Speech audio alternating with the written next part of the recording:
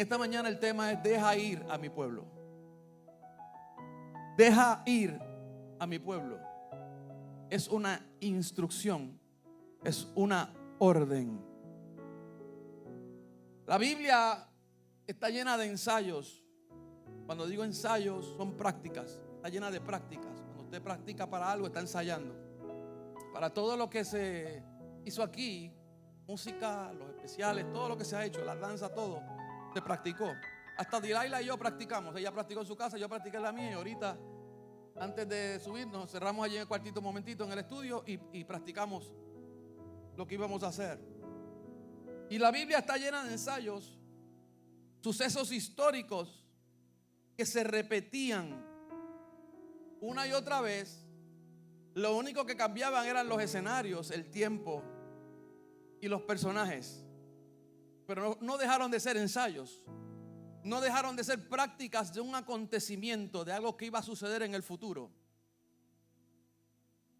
Y la idea central de cada suceso, de todo lo que pasó en la Biblia, en cada uno de esos ensayos, siempre ha sido la misma: el Dios que salva. El Dios que salva. Diga conmigo: el Dios que salva. Yo no te vengo a hablar en esta mañana de un Dios que mata. Ese Dios yo no lo conozco. Yo conozco el Dios que salva. Yo no te vengo a hablar en esta mañana del Dios que destruye, que predican mucho. Yo te vengo a hablar en esta mañana del Dios que restaura. Yo no te vengo a hablar de otro Dios que no sea en esta mañana el Dios que rescata. Diga: salva, restaura, rescata. Ese es el Dios y Padre de nuestro Señor Jesucristo. Pero quiero que hagamos un poco de historia en esta mañana. A través de un plan divino, Dios utiliza a un hombre que se llamaba José para convertir una nación en una potencia mundial. ¿Cuántos recuerdan la historia de José? José el soñador, el menor de 2 hermanos. No voy a hacer la historia completa, pero ustedes saben que por 18 años hubo un proceso donde José termina en Egipto. José había tenido unos sueños donde unas espigas se postraban ante él. 2 espigas pequeñas se postraban ante él y 2 espigas grandes se postraban ante él, que era su papá y su mamá. También tuvo un sueño donde el sol y la luna y las estrellas se postraban ante él. Y era en la práctica o el ensayo o proféticamente lo que iba a suceder en un tiempo cuando José estuviera en Egipto. En un tiempo donde hubo mucha hambre, hubo una prueba muy grande sobre la tierra. Hubieron 7 años de abundancia y 7 años de escasez. Faraón, diga Faraón, el rey de Egipto, tiene un sueño, nadie lo interpreta y quien lo interpreta es José. Y a causa de esa interpretación, de José interpretar el sueño, el faraón lo nombra a él el segundo hombre de Egipto. Lo pone sobre toda su riqueza, lo pone sobre todas sus propiedades, sobre todo el gobierno y sobre toda la nación. Es tanto así que le dice a José: José, tú eres el segundo, pero para mí tú eres el primero. Y José, con una sabiduría del cielo, diga sabiduría del cielo, gobierna aquella situación y aprovecha los 7 años de abundancia. Diga, los años de abundancia hay que aprovecharlos. 7 años de gracia, 7 años de bendición, los aprovechó y recogieron todo el grano porque se sabía ya que venían 7 años de hambre, 7 años de escasez. José preparó, no solamente se preparó a él, sino que preparó la nación de Egipto con riqueza de grano, había de todo. Y por la mano de José, cuando vino esa hambre, diga, sobre toda la tierra, la única nación que tenía alimento era Egipto. Y todo el mundo venía a Egipto a comprar grano, a comprar alimento, a buscar la provisión que ellos necesitaban. Dentro de ese plan divino, ya la familia de José había sido rescatada y se habían encontrado y se habían conocido. ¿Y qué sucedió? Dentro de ese plan, José tenía un lugar preparado para su familia que se llamaba Gosén. Era un lugar muy fértil, donde toda su familia llegó allí, se ubicaron allí y todo el ganado de Egipto lo manejaban ellos. Wow, diga, todo el ganado de Egipto lo manejaban ellos. Esto fue un plan divino. Dios utiliza a José y Egipto se convierte en una potencia mundial. Diga conmigo estas tres palabras: un lugar seguro, un lugar próspero e ideal para servir. Dígalo otra vez: un lugar seguro, un lugar próspero y un lugar ideal para vivir. No repita más nada que yo no diga que repita, ¿ok? Fue tanto así que Israel, Jacob y toda su casa se mudaron a Egipto y habitaron en la tierra de Gosén, tierra fértil, hidratada e ideal para la ganadería. Aquel lugar, aquel Gosén, se convirtió, diga conmigo, en un tipo de huerto del Edén. En un tipo de huerto del Edén. Todo estaba bien allí.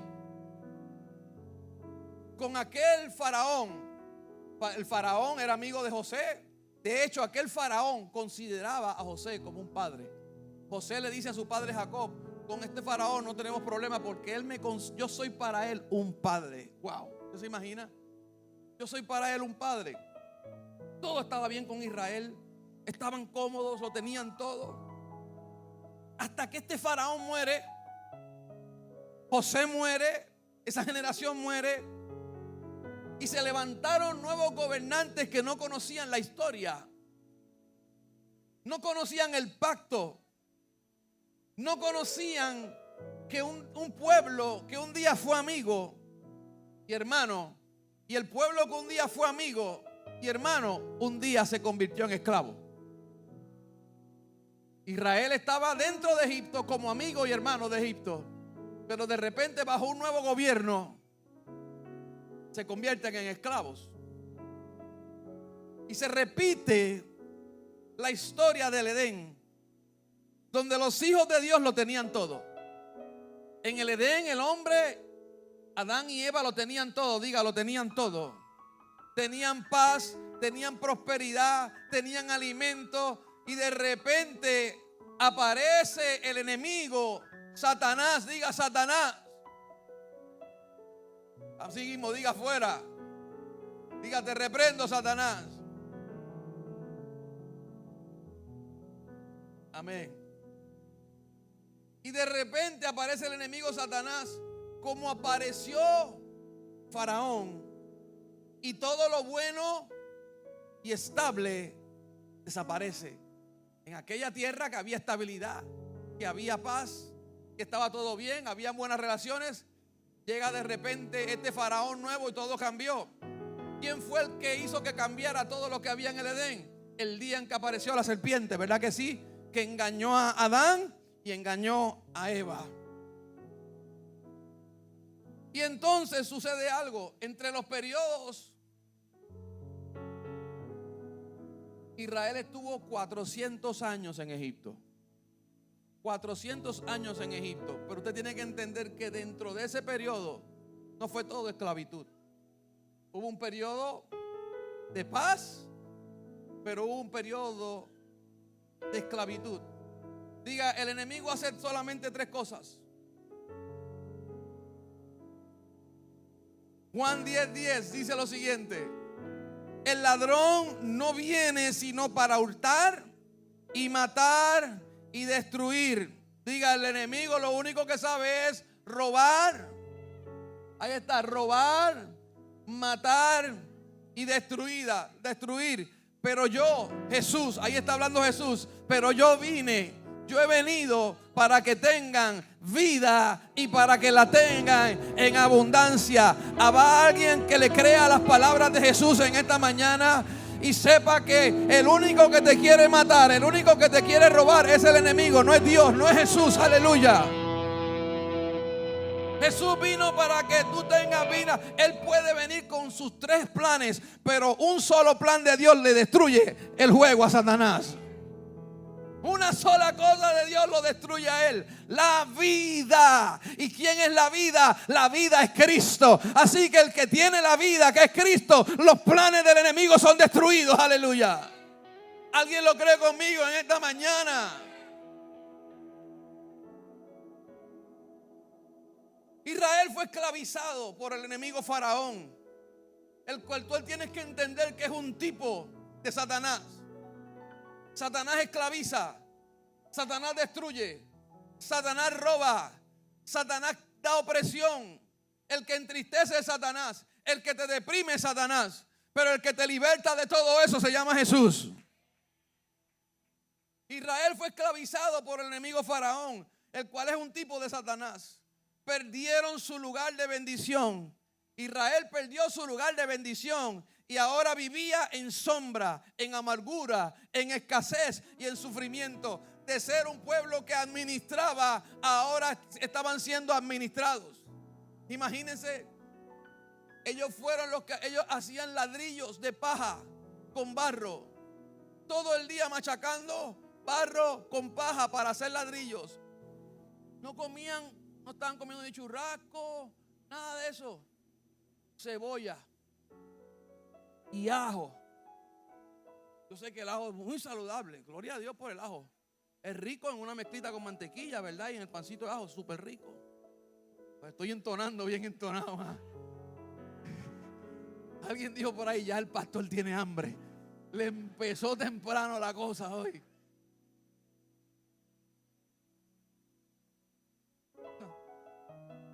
Ajo y cebolla, imagínense, usted comienza un diente de ajo, rica la cebolla hervida, pero suelta ahí de golpe como que llorar y llorar. Perdieron su bendición, ahora vivían en sombra, en amargura, en escasez. Cuando Dios creó al hombre y a Adán y a Eva, los puso en un lugar donde tenían absolutamente todo. En el Edén estaba absolutamente todo. Fíjate que hay un principio que debes conocer. Siempre Dios, cuando te lleva a un lugar, ya la provisión va a estar. Cuando es Dios el que está en el plan, cuando Dios te va a llevar a un lugar, Dios no es un Dios irresponsable, Dios no es un padre responsable, Dios es un padre amoroso y responsable. Dios creó absolutamente todo para que ellos tuvieran provisión y los puso en el Edén a ellos dos. Diga, pero apareció el malo, el enemigo, engañó a Adán y a Eva, los hizo caer en pecado y el hombre cayó, escuche bien, en las mismas sombras, amargura, escasez y sufrimiento. Eso fue el principio, ¿verdad que sí? Sombras, amargura, escasez y sufrimiento. Y vuelve y se repite la historia con Israel. Cuando todo está bien, aparece el enemigo, aparece un faraón y los hace caer otra vez ¿en qué? En sombras, amargura, escasez y sufrimiento. ¿Ves que hay historias que se repiten? Y no solamente son hechos. Si vamos por la Biblia, no salimos de aquí. Es más, no salimos de aquí en un año contando todas las historias y todas las repeticiones y todas las cosas que se pasaron. Pero tengo buenas noticias para ti. El plan de Dios nunca ha sido que sus hijos creados por Él vivan en esa forma. Y ahí Dios profetiza. Cuando Adán y Eva caen en pecado en el Edén, el Señor soltó una profecía al principio de la historia del mundo. Estamos hablando, yo no sé si usted lo sabe, pero ya estamos a punto de cumplir.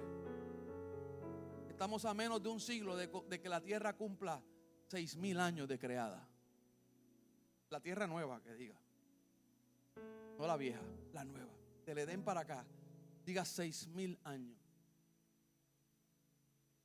Lo cual indica que Cristo está a punto de venir. Porque hay 1,000 años, que es el año, los 7,000 años, los 1,000 años que componen los 7,000, es el milenio. Y en el milenio ya Cristo ha regresado. En el milenio ya Cristo vino se llevó la iglesia al cielo y regresamos con Él a reinar 1000 años aquí en la tierra.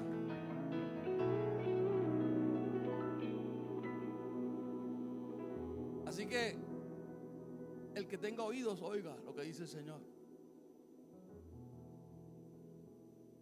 El único libro que hay escrito sobre la faz de la tierra que se ha cumplido todo lo que está escrito es la Biblia. Y se está cumpliendo al pie de la letra. Lo quieran creer o no lo quieran creer, se está cumpliendo al pie de la letra. Y Dios dice, ok, el hombre cayó, el hombre falló, mi creación perfecta fue dañada, el hombre era santo, el hombre no tenía pecado. Imagínate que el hombre podía estar con su mujer o con otra, la mujer desnudos, estaba en el desierto, en el Edén, y no se daban cuenta de que estaban desnudos. Era una pureza mental lo que había, era un estado de pureza mental lo que había en la vida de ellos. Y el pecado dañó todo eso, abrió sus ojos. Fue la primera vez que el hombre experimentó miedo. Fue la primera vez que el hombre experimentó vergüenza. Fue la primera vez que el hombre experimentó culpa. El hombre no experimentaba nada de eso porque el hombre era santo. El hombre y la mujer eran santos, estaban en un estado de santidad, en la presencia de Dios. Cayeron, ok, no hay problema. Lo bueno es que Dios siempre tiene un plan. Ante las caídas, Dios siempre tiene un plan. Ante los fallos tuyos y míos, Dios siempre tiene un plan. El plan de Dios va por encima de tu caída y la mía. El plan de Dios va por encima de tu pecado y el mío. El plan de Dios va por encima de tu naturaleza pecaminosa. Dios siempre prevalecerá. El amor y la gracia de Dios prevalecerá. El plan de Dios siempre es mayor.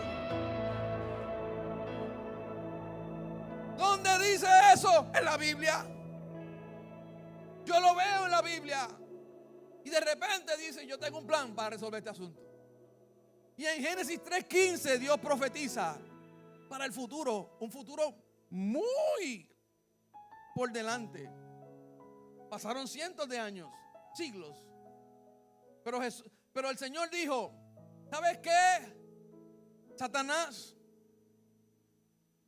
yo voy a poner entre ti y la mujer. Entre ti y la mujer. ¿A quién fue la que Satanás engañó primero? Y no vamos a entrar en ese asunto, ¿ok? No vamos a entrar en el asunto que por la culebra y la mujer estamos nosotros aquí. No. Diga, Adán cayó también. Es más, le voy a decir algo. Esto es un misterio. Pero lea lo que dice la Biblia. Los ojos de ambos no fueron abiertos hasta que Adán no comió del fruto. Cuando Eva comió del fruto, sus ojos no fueron abiertos. Dice, y cuando Adán comió, los ojos de ambos fueron abiertos. Si Adán se hubiera mantenido como el sacerdote que era, redimía a Eva. Pero eso es otro tema. Y le dice Dios a la mujer, a la serpiente, voy a poner enemistad entre ti y la mujer. ¿Qué mujer? Y entre tu simiente, tu fruto, se puede decir tu hijo, y la simiente suya y la simiente de la mujer. Esta simiente, no la mujer, la simiente de la mujer. O sea, voy a depositar en la mujer algo que te va a destruir a ti, Satanás. Esa mujer se llamaba María. Una mujer pura, una mujer santa. No la adoramos. La Biblia no nos manda a adorar a María. La Biblia está tanto en la nuestra como en la Biblia católica. No adoramos a María, pero sí la respetamos. Porque fue una mujer santa, escogida, especial. De tantas mujeres, la mujer que Dios escogió para poner el fruto de Él en su vientre fue María, no fue otra. No era cualquier mujer. Era una mujer especial. Algo vio Dios en ella, amén.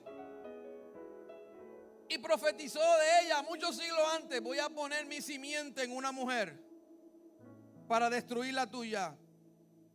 Esta simiente, lo que van a hacer de esta mujer, te va a herir en la cabeza. Y tú lo único que vas a poder hacer, entienda esto, es herir el calcañar, el talón de la simiente de esa mujer. La Biblia dice que Dios ha puesto al diablo bajo los pies de la iglesia. Jesucristo le aplastó la cabeza a la serpiente. Jesucristo destruyó las obras del diablo. Jesucristo murió y venció la muerte y le quitó al diablo las llaves y la potestad que tenía sobre la muerte. Y lo que quiere decir, pero entonces, y la herida en el calcañar, ¿sabe lo que quiere decir esa palabra?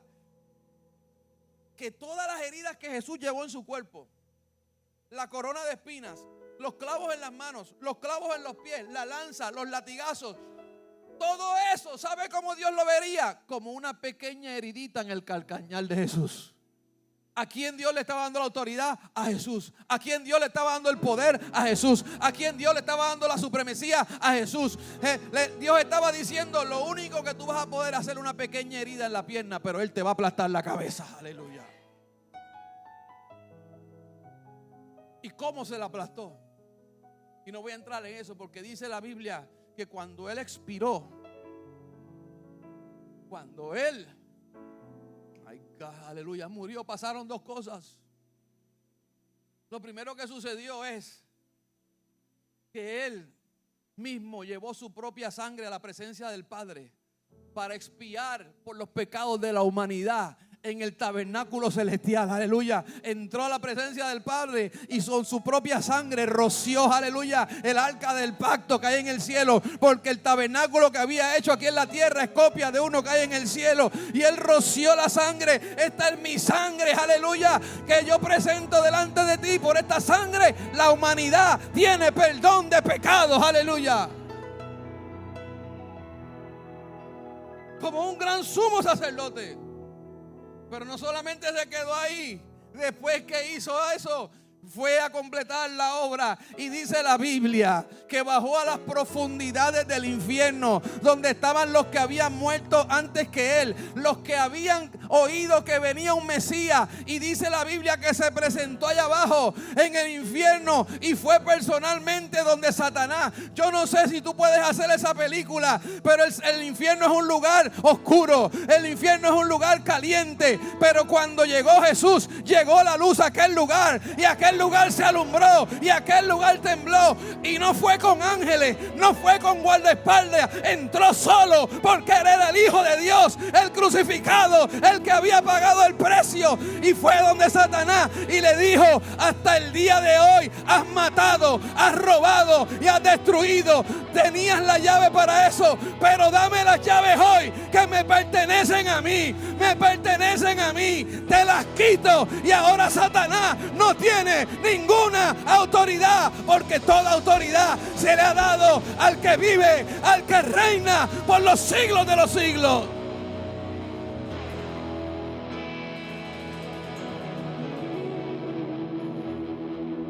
Por eso tú le puedes hablar a la muerte y decirle: no moriré, sino que viviré y contaré las grandes obras del Señor. Por eso es que tú le puedes decir al cáncer: tú vas a salir de mi cuerpo, yo soy sano, por las llagas de Cristo yo fui curado. Por eso tú le puedes hablar a la opresión, a los demonios, a la ansiedad, al pánico, y decirle: no, el príncipe de paz vive en mí.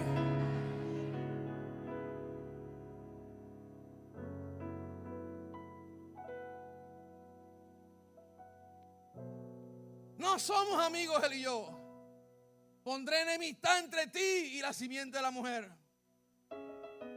Y comienza en la historia del mundo varios ensayos de apariciones de libertadores. Se profetizó, pero todavía Jesús no llegaba. Jesús tardó mucho en llegar, pero en lo que Él llegaba, comenzaron a suceder varios ensayos de ese suceso. de lo que iba a pasar. Y Dios comenzó a levantar hombres que eran tipos de Jesús. Comenzaron apariciones de libertadores hasta que llegara el único y verdadero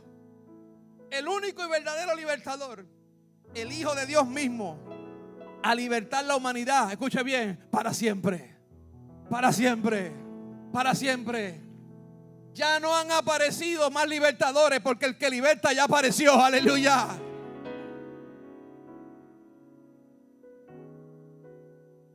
Y el ensayo en Egipto fue Moisés.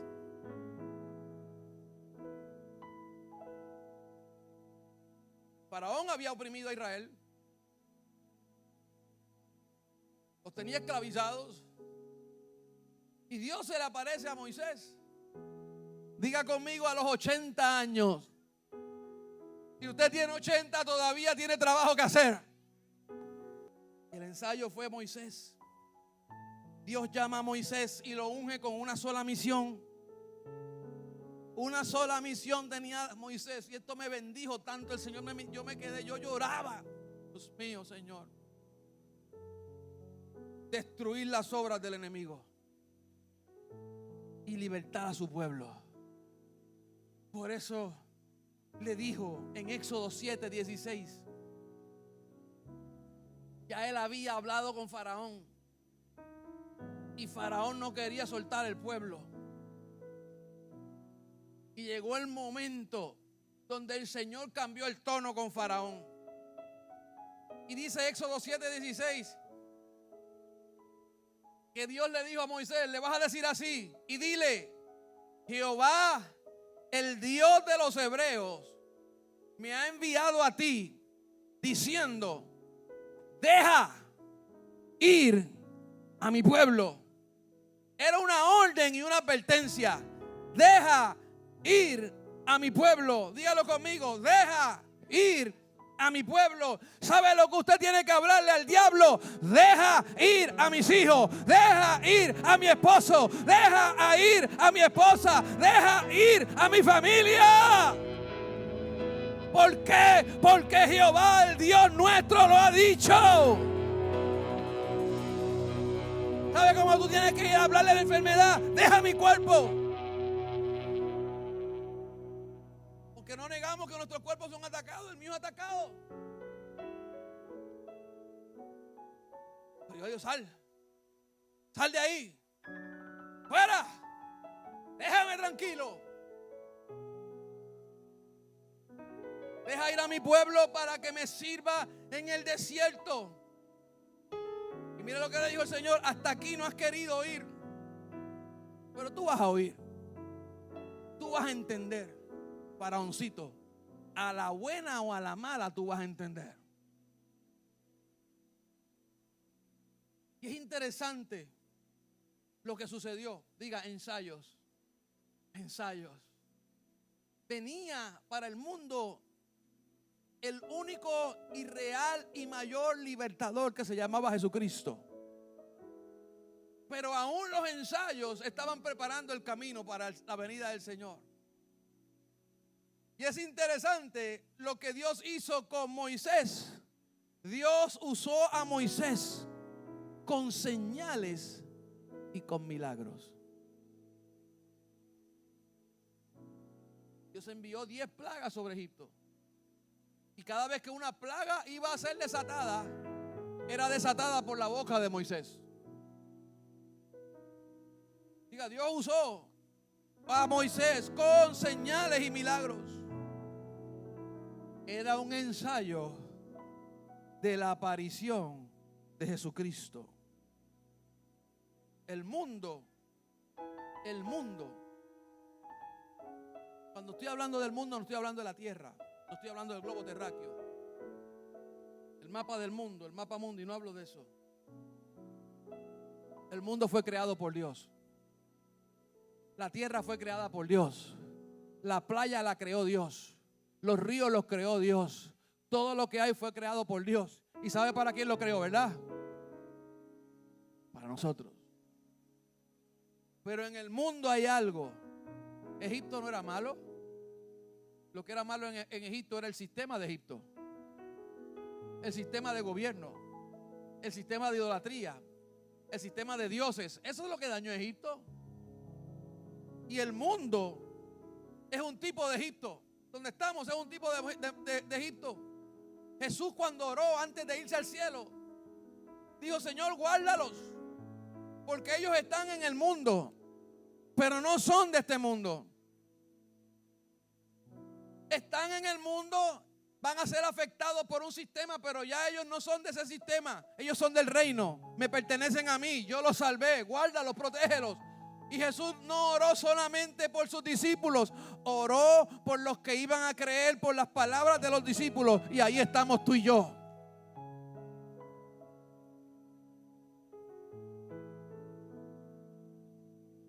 El mundo es Egipto. Y el señor de este mundo se llama Satanás. El que rige el sistema de este mundo, la política. Dios mío, Señor. Todos los problemas que hay en el mundo tienen un gobernador detrás. No es la gobernadora, ¿sabes? De aquí. Se llama Satanás. Es el que está detrás de todos los sistemas corruptos de este mundo. El mundo Egipto y su señor Satanás han esclavizado al ser humano. ¿Alguien está conmigo? Han esclavizado al ser humano. Han esclavizado al ser humano con problemas, con vicios, con enfermedades, con tantas cosas malas. Aún cosas buenas. Le pregunto yo, ¿la tecnología es mala? ¿La tecnología es del diablo? No, Dios le dio inteligencia al hombre para hacer la tecnología.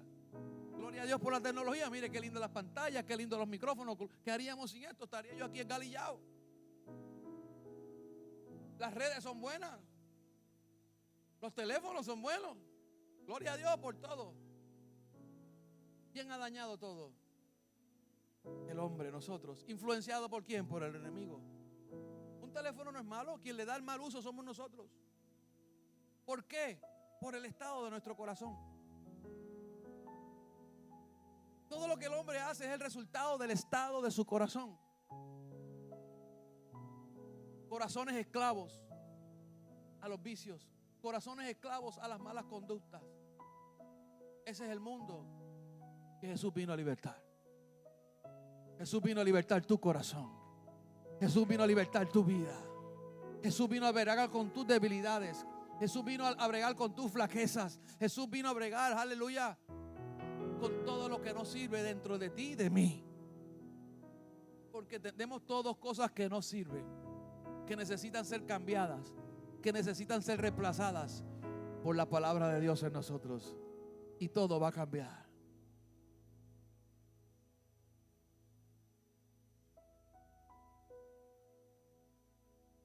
El mundo, Egipto y su señor Satanás han esclavizado al ser humano.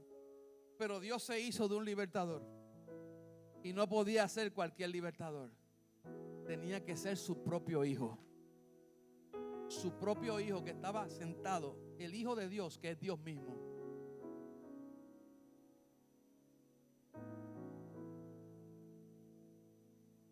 No hay hombre que vea a Dios y viva. Le dijo Jehová a Moisés. Moisés le dijo: déjame ver tu rostro. Y le dijo: no hay hombre que me vea y viva. Pero Dios fue tan bueno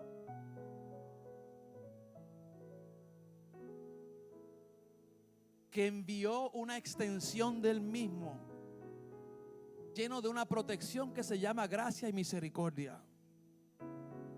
Y un día los discípulos le dijeron: enséñanos a Dios. Y él les dijo: tanto tiempo he estado con ustedes y todavía no me conocen. Juan capítulo 3.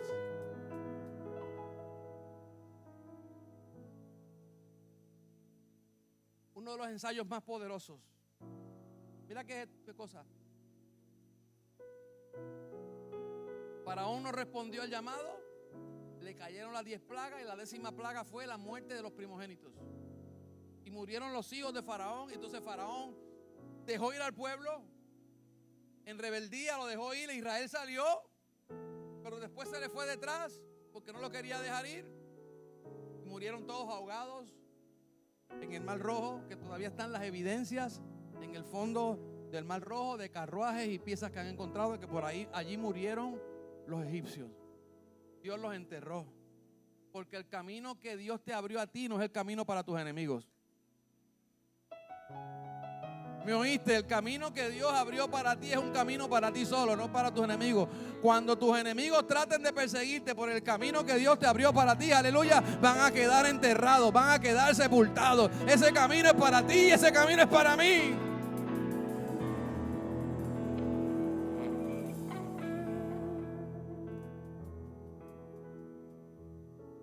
Pero suele suceder que a veces las bendiciones nos hacen daño. La oportunidad de Dios, muchas veces en vez de tomarlas para bien, las tomamos para mal. Y a veces como que nos la creemos, ¿verdad que sí? Es que Dios me ama tanto y tanto y tanto y tanto que ahora yo puedo doblarle el brazo a Él. Porque yo soy el nene o la nena engreída de Dios. Dios sigue siendo Dios en el cielo, en la tierra y debajo de la tierra. Dios es Dios. Y Dios sacó, imagínate esto, de esclavo machacando paja, comiendo cebolla y ajo, de una noche, no de un día para otro, de una noche al amanecer. En menos de 12 horas eran millonarios.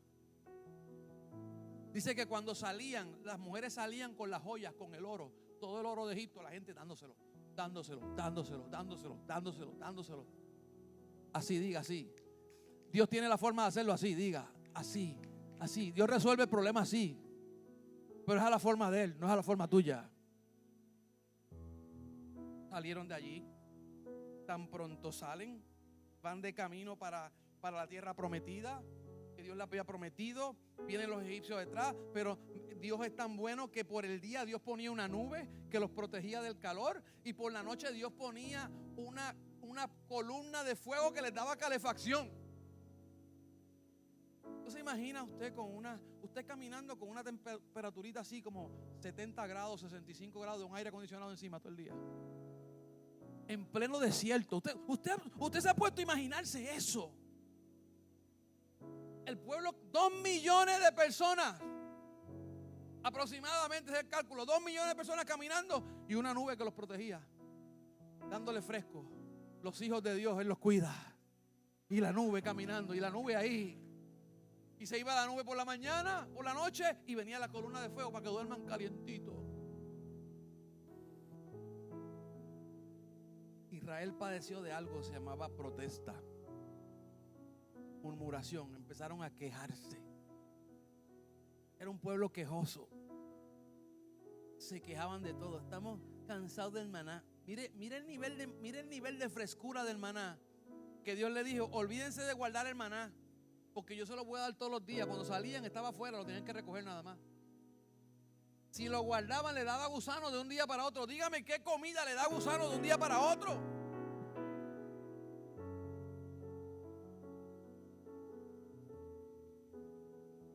Maná fresco, pan nuestro de cada día, dánoslo hoy. Y ellos quejan: estamos hartos del pan. Entonces sucedió algo. Está en la Biblia. No tengo el verso ahora para decírselo porque no estaba en mis notas. Estaba en la línea de pensamiento. Pero entonces sucedió que Dios estaba haciendo algo con Israel. Y es que Dios usó el desierto para probarle el corazón a Israel. Para probar qué había en el corazón de Israel.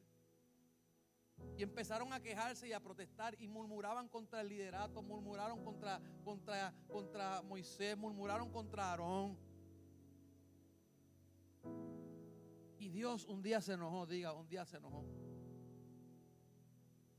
Dice que de repente comenzaron a salir unas serpientes ardientes y empezaron a morder el pueblo, a picar el pueblo, serpientes ardientes.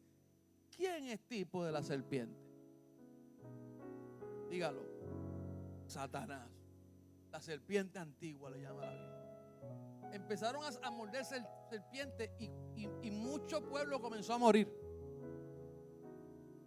cuando Moisés vio eso, fue rápido a la presencia del Señor y consultó al Señor.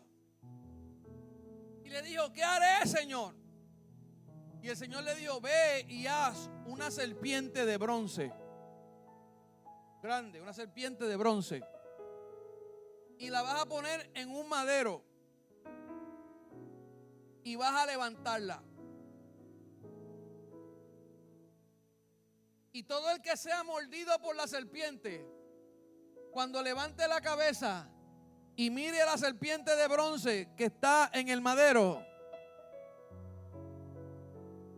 va a ser sanado. No va a morir.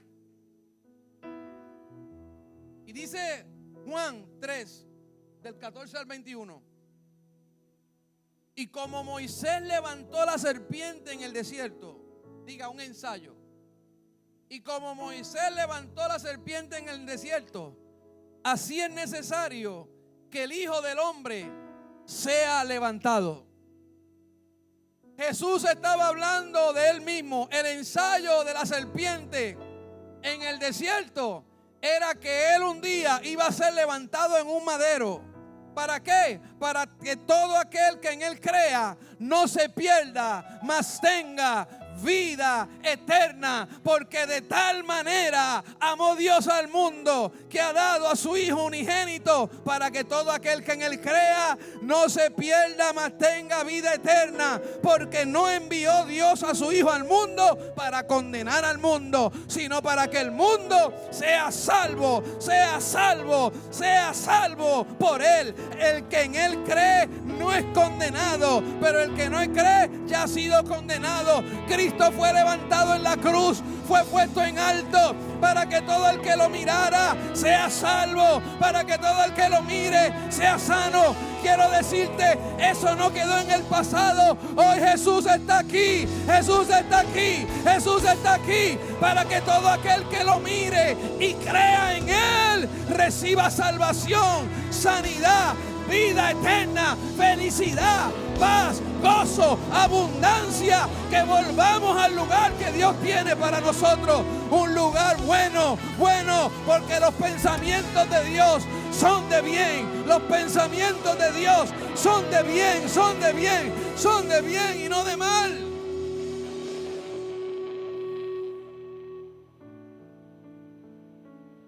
Estamos celebrando en esta mañana lo que Él hizo, pero lo que sigue haciendo.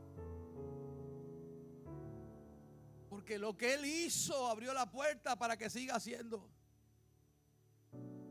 Y le dijo a sus discípulos, ahora ustedes van a ir y a predicar en mi nombre mi mensaje de salvación, mi mensaje de sanidad.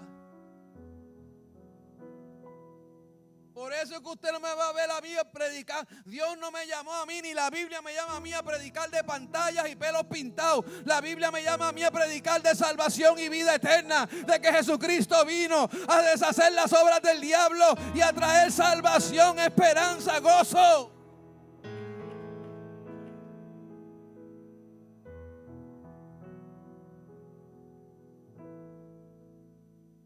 ¿Cómo yo recibo eso? Creyendo. Simplemente diciendo, Jesús, yo te quiero en mi corazón. Yo acepto ese estado, eso que tú, esa muerte, yo la creo. Yo creo lo que esta gente está diciendo, aunque no entienda. Vuelvo y repito mucho de mi mensaje y lo seguiré repitiendo. Para recibir a Dios en tu corazón, tú no necesitas cambiar nada, ni dejar nada. Eso va a suceder cuando tú lo aceptes a Él. El Espíritu Santo va a venir a tu corazón y va a bregar contigo personalmente a decir qué tienes que dejar y qué tienes que soltar. No es que yo tengo que esperar a arreglar asuntos en mi vida para servirle a Él. Nunca lo va a arreglar. Nunca lo va a arreglar. Nada se arregla sin Él, pero todo se arregla con Él. Van a haber pruebas, van a haber situaciones, van a haber momentos difíciles, pero no es lo mismo pasarlos solos que pasarlos con Él. No es lo mismo que venga la tormenta con Jesús en la barca que sin Jesús en la barca. Porque si Jesús está en la barca, Él se va a despertar y le va a decir al viento: calla y enmudece. Porque yo dije que ellos van a cruzar al otro lado.